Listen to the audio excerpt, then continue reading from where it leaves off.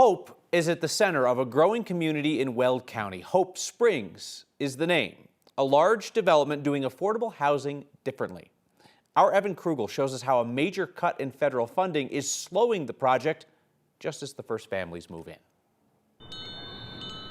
Owning a house in Colorado was nothing more than a pipe dream for Cody and Michelle Pleisance. Just getting a large deposit, like a down payment for a house, seemed really far. That changed in August when the Weld County family of 7 was selected by Habitat for Humanity for a home in the Hope Springs development. You know, it's a dream come true, honestly. It really is. The goal is to build 40 homes every year on this 42-acre property on the south side of Greeley. Families pay just 30% of their income toward their mortgage. Grants and donors cover the rest. To be able to potentially help 40 families a year achieve that goal of home ownership is life-changing, not just for them, but for the entire community. But CEO Sherry Witt Brown says they're having to reevaluate their projections here after a federal grant they were approved for through Housing and Urban Development was reduced.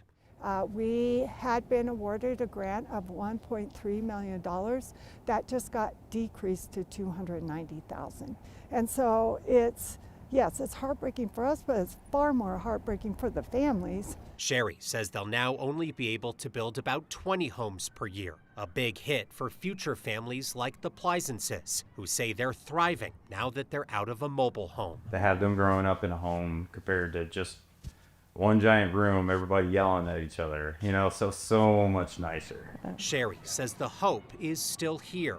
The question is whether the funding will be. To make up $1 million, that's a pretty significant amount. Now, the goal was to finish that entire neighborhood by 2029.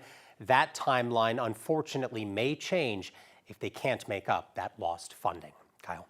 And Evan, a big habitat development like that is not always what we think about when we think about Habitat for Humanity housing, which often is infill, right? One house, maybe 2 or 3 in a row. That's a full-blown neighborhood they're building. Yeah, this is an entirely different concept. There's park spaces, there's a library, there's child care coverage. The goal is to bring all of these people together into a beautiful new neighborhood, a beautiful new community that they can thrive in, as opposed to that traditional one-off housing that we've seen in the past. Evan Krugel, thank you.